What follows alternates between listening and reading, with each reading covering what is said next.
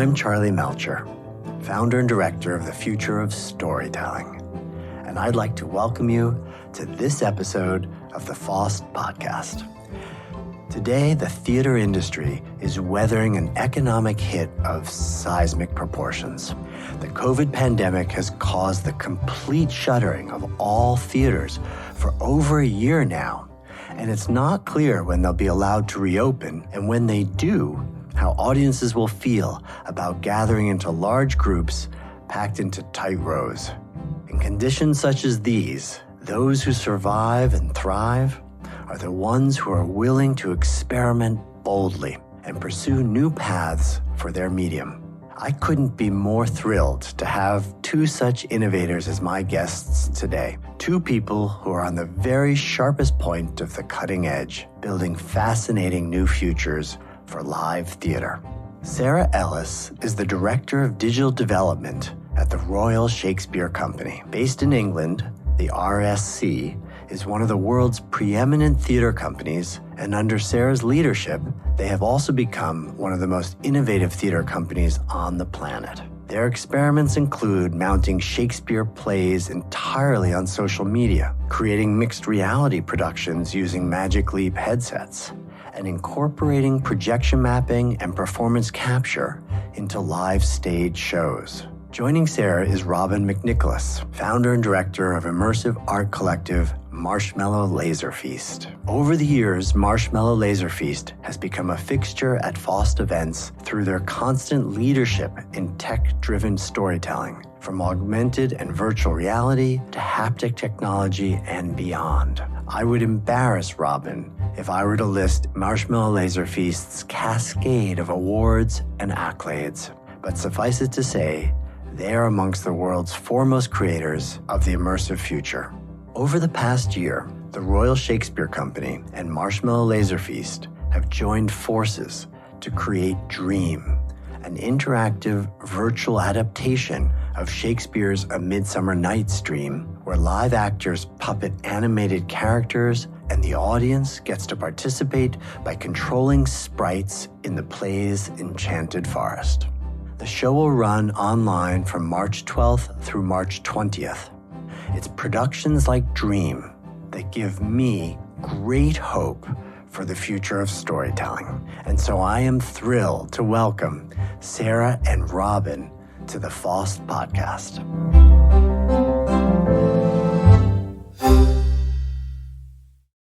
Sarah Ellis, Robin McNicholas, it's such a delight to have you both on the Future of Storytelling podcast. Welcome. Thank you very much for having us. Thank you for having us. So I thought today we would sit and talk a little bit about the reinvention of theater in the digital age. And I couldn't have two better people in the world to be here for this discussion with me than the two of you. So first of all, Sarah, this is not your first time working in the reinvention of theater in the digital age. That's your day job, isn't it? Yeah, it's our day job, and it's also, we reimagine every time we do a production. So in the digital age, is the age we're in right now, it's only right that we explore the future of live performance with the new tools and technologies we have available, and also collaborate with, I'd say, the people that are innovating with them and doing amazing things with them, such as Robin and his team at Marshmallow Laser Feast. And Robin, tell us a little bit about Marshmallow Laser Feast and the digital work that you have all been doing. Well, Marshmallow Laser Feast, we've been exploring new forms of storytelling, and our work generally is shown in cultural spaces, often in a live context. We're in just such an amazing age where cross-disciplinary practices, where technology effectively builds bridges between different departments. Those bridges are joining whole different areas of the cultural sector. So theatre's now able to connect with gaming, and music has been able to embed itself, that of course is commonplace in both theatre and game, but in different ways. First of all, it's why Marshmallow Laser Feast is one of those companies that we so revere at the Future of Storytelling. because you are very much exactly in that space that we're in, which is the celebration of the interconnection of these different fields, and also the changing nature of the audience, and being able to create stories that are immersive and multisensorial and give new perspectives. I should just say that we are huge fans, and it's why we've been so honored to have you at the summit in the past. So, Sarah, asking you a little bit about some of the efforts that you've led at the Royal Shakespeare Company in terms of creating digital performances or different kinds of performances using technology. Yes, so I've been at the Royal Shakespeare Company for the past 10 years. And in that time, we've explored a series of sort of provocations and questions around new technologies coming into the theatre making toolkit. And that's ranging from the content we make, the stages that we are performing on, and also we are extending a toolkit for artists that have innovated for decades in the company, but also with our playwright in residence, Shakespeare, for hundreds of years. The latest collaboration is celebrating something broader, I think, than theatre. As Robin says, it's the convergence of technology and the convergence of craft and the convergence of skill and ambition and scale. Not only are we expanding what we can do as theatre practitioners, but we're looking at the new forms that are evolving in this age. And that's really exciting. So just to make it clear for people who are listening, this is a production that is online, and it is taking place in an Unreal gaming engine. It's built in that.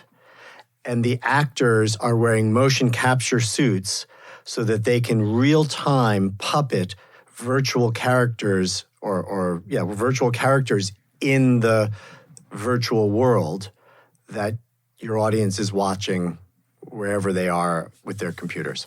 Effectively, Dream, it's an exploration into new convergent forms where a myriad of different experts and practitioners have been brought into a space who have the shared goal of taking the DNA of A Midsummer Night's Dream, presenting a story world live to an online audience who can access it through their phones, their tablets, and engage and interact with a live production. There are 10 performances over 8 days in March, from the 12th to the 20th. What we're doing is working in a space in Portsmouth in the south of England that's got this extraordinary mocap facility. You know, we're seeing the end of green screen and the birth of a whole new way of filmmaking. And, of course, projection is used in theatre, music productions as well. A couple of years ago, live motion capture was a pipe dream. And we're at the stage now where we're getting quite extraordinary results out of the performers.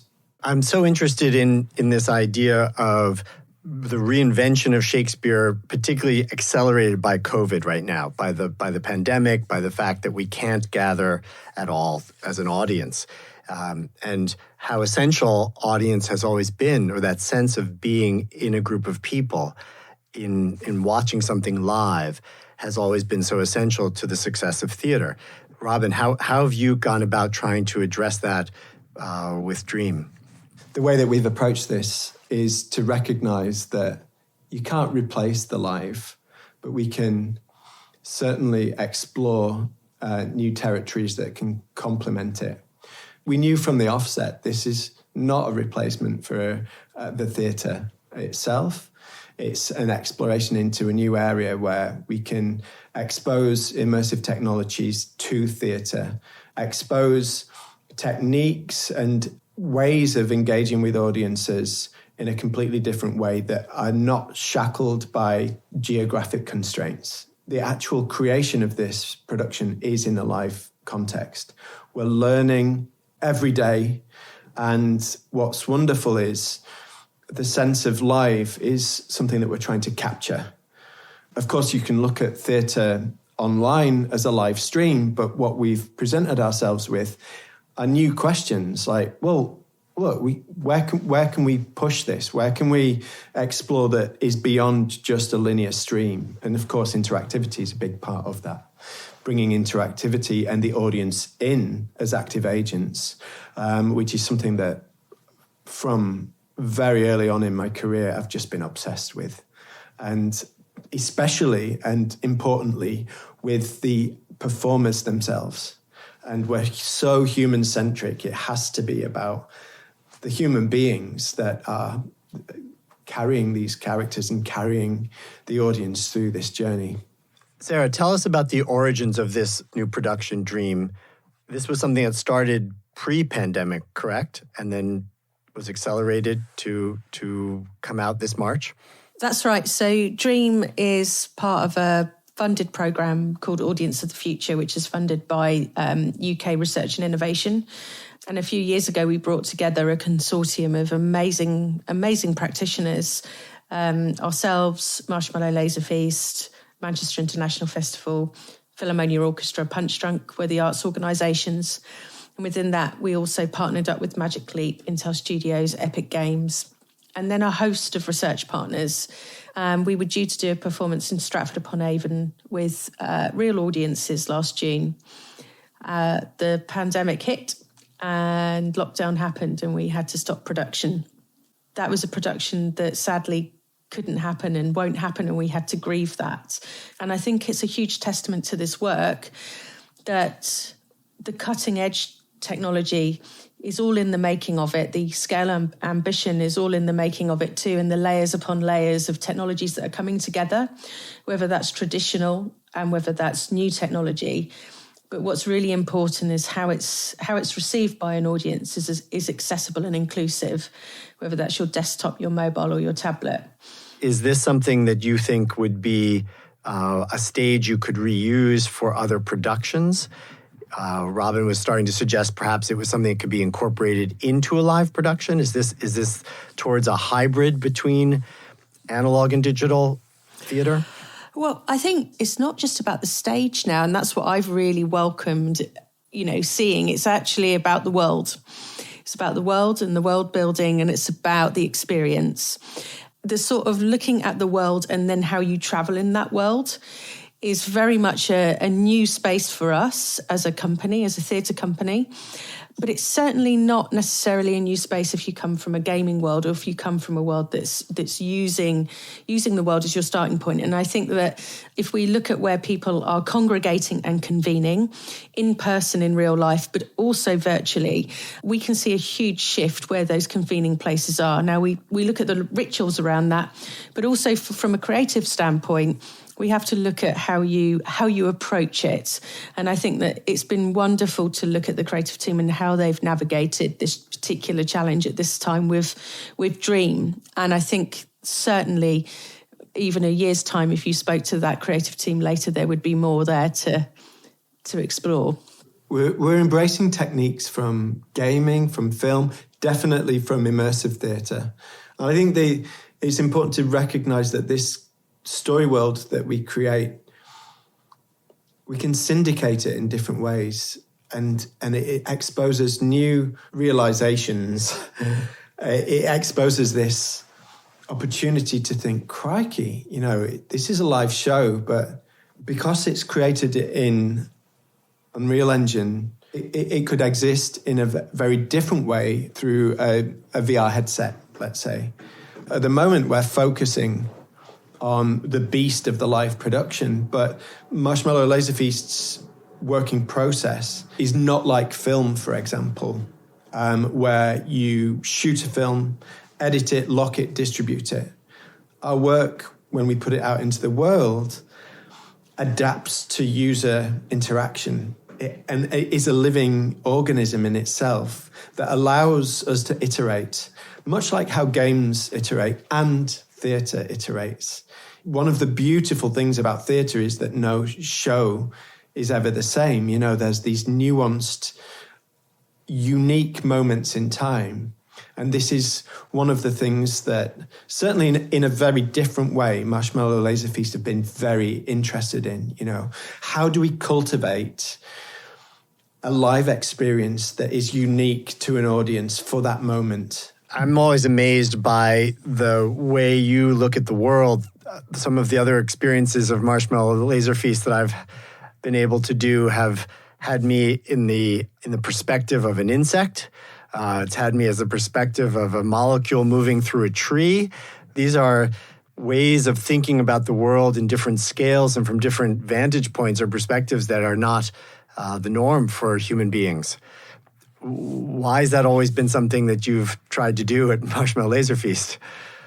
I think we're interested in nudging people into different headspaces. I think sensory perception is an interest that has been swishing around the MLF studio. There was a question that emerged from lots of development sessions at MLF that I've really held close, which was just a spontaneous question about whether dolphins dreamt in sonar. I think it reflects on the natural curiosity and it reflects on human existence. It's just a shake of a dice that we have 2 eyes, 2 ears, and an ability to reach out and feel the world through our fingertips. But it could have been a very different scenario, And I think that our connection to the natural world and just a celebration of where we are at this point in time and how stories are extraordinarily important to us and how that and the dream world, in fact, plays a part in storytelling. And dreams, of course, are really sensory experiences sometimes and abstract, but they tell us something personal about each and every one of us. There's an area where dreams and perception and our understanding of the world around us is just something that it just really interests us and sparks so much curiosity within our organisation. And I just know for sure that there are commonalities that the team at the RSC, the Philharmonia and MIF also celebrate. It's something just so universal.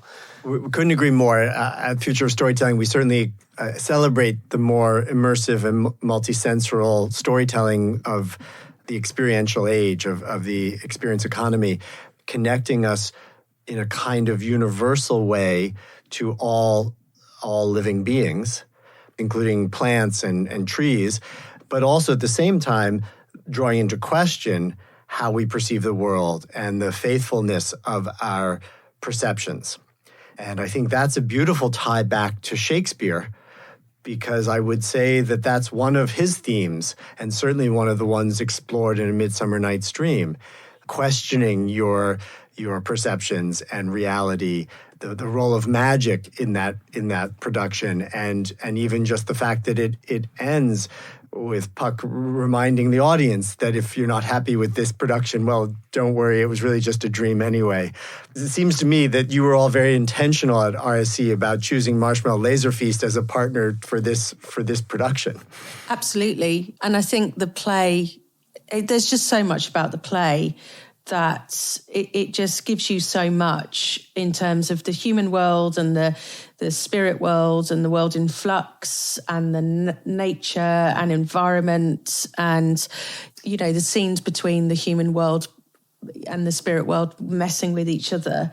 Creating a production in a pandemic, you can't help but notice some of the parallels with the play. At the time the play was written, there were their own climate catastrophes taking place, similar predicaments exposed to human beings at that point. Very prescient. Sarah, I've heard you talk before about how Shakespeare was an innovator.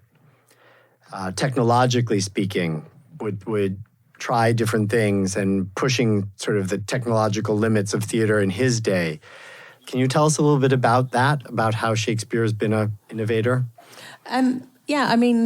some amazing academics, for example, Jim Shapiro, write so eloquently and speaks so wonderfully about the entrepreneurialism of Shakespeare and the working with the tools that he had, but also, collaborating with other writers or with other practitioners to put the plays on and develop the work the way he did. We have huge amounts of documentation around his ambitions and yes, he enjoyed working with the most cutting edge technology of his day, speaking with others that were at that time traveling around the world and bringing back stories and tools and new foods to experience.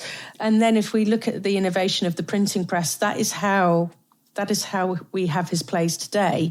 And in 2023, it will be the anniversary of the first folio.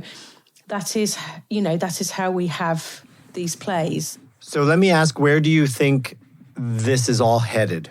When you close your eyes and you dream about the future of this type of entertainment and experience, and understanding that right now it's just early days and this is an early experiment, paint a picture for me, either of you, of what you think the experience of an interactive theatrical production might look like some years down the road.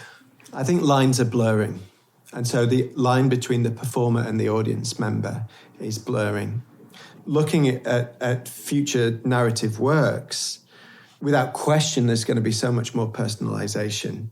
I want us to realize that these are living stories that can twist and turn and evolve and go in all kinds of wonderful places depending on audience engagement as well. And I think that there's the opportunity to reach global audiences as well. And thinking about how geographic constraints are just completely obliterated by a connected world. Sarah, Robin speaks so eloquently about the potential for creators to use these new tools. And I think about what RSC has been. You talk about a community of directors and set designers and costume makers and your artist and your playwright in residence, Bill Shakespeare. I wonder if you think at all about how to help the audience of the future evolve, if this audience is going to have more agency, if they're going to have more of a role. What is RSC's responsibility or opportunity for that part of your community? I think the RSC's responsibility will always be what the promise of theatre is. I think that's in its DNA and that's at its core. But I think more broadly, what it enables is, at this time, is the world building not only for the creatives and the creators of this work, but also the audiences. And I think that's what Dream does, is it starts a conversation, and that's its purpose, is to be very, very on the horizon. Alongside that, we're seeing persistent narrative. And currently the forms that we've had before hold narrative, but they don't think about living narrative. And I think that some of the work is looking at living narrative, evolving narrative. I think that once we get the forms and we utilise the technologies and connect some of those technologies together, our audiences will be very comfortable with that, because they're already living those narratives. They're just receiving the content in kind of book form still. We're moving to a place where we're separating, no proscenium. We're getting rid of what separates the audience from the stage. We're going to empower people to play roles. Stories have always played that role in our lives, which is to let us imagine and have a safe way to experience different worlds, different characters, different scenarios. And perhaps this future that we're talking about is one where all the world is a stage and all the men and women merely players, to quote again from Shakespeare, as you like it. Just that inversion of who is a player and who is an audience, and the opportunities to experience through these interactive forms of storytelling and media, to try on many roles, to experience many different worlds, and to have all sorts of different adventures that you can experience yourself not just passively watching, but in some form of embodied acting, or I'm not even sure that's the right word, playing. Absolutely. I think the empowerment of the audience, part of that process is just sharing and the dialogue between makers and audience members. And there's been a really solid research arm on this production that has allowed for that analysis to take place, allow us to ask questions about what is it that audiences are looking for? Who are these audiences and how can we reach them as well? Well, I think this is a beautiful place for us to end the conversation today. And let me just say how excited I am for the work that you are both doing, how appreciative I am for the experiments and the innovations that you're bringing, the risks that you're taking. And there's that old expression about let's get a group of people together and put on a play. Well, there's no one I'd rather put on a play with than the two of you. So thank you for being with us today. Well, thank you, Charlie. And obviously, Marshmallow Laser Feast are major FoST fans. And we can't wait for the many adventures IRL that we hope to have with you guys down the line. My sincerest thanks to both Sarah and Robin for joining me today. I don't know about you, but I can't wait to experience Dream, which is showing online from March 12th to the 20th. If you'd like to purchase tickets, you can find a link to do so and also learn more about the Royal Shakespeare Company and Marshmallow Laser Feast by visiting this episode's page on the Future of Storytelling website at FoST.org or by following the link in this episode's description. Thank you so much for listening to the Future of Storytelling podcast, produced in partnership with our friends at Charts and Leisure. If you haven't already, please be sure to subscribe to our podcast, give us a review, and share our show with a friend. I hope you'll join us in a couple of weeks for another deep dive into the world of storytelling. Until then, please stay safe, be strong, and story on.